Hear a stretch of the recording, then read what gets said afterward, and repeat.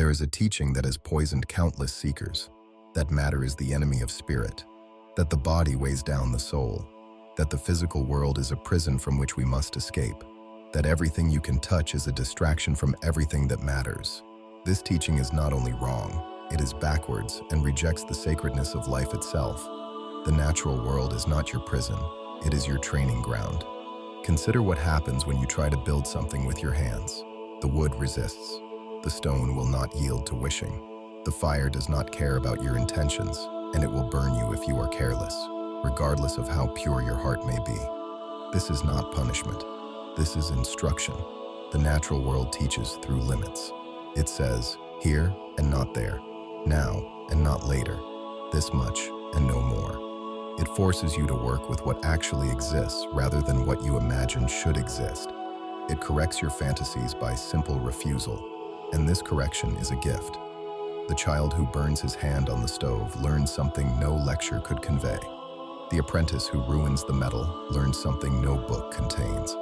The farmer whose crops fail learns something that an unearned success never teaches. Resistance creates knowledge. Failure creates wisdom. Limits create skill. Those who flee the natural world flee their own education. They seek shortcuts. They imagine that spiritual attainment means bypassing material mastery. They want to ascend without first learning to stand. And so they float, untethered, ungrounded, full of visions but empty of capacity. The great practitioners understood differently. They knew that every higher operation requires a foundation in the lower. You cannot command celestial forces if you cannot command yourself. You cannot work with invisible fire if you cannot handle the visible flame. You cannot speak to the elemental and celestial intelligences if you cannot first listen to your own body. This is why the natural world comes first. Not because it is lowest, but because it is the beginning. Not because it is least, but because it is most immediate. The stone in your hand is among your first teachers. The breath in your lungs is your first mystery.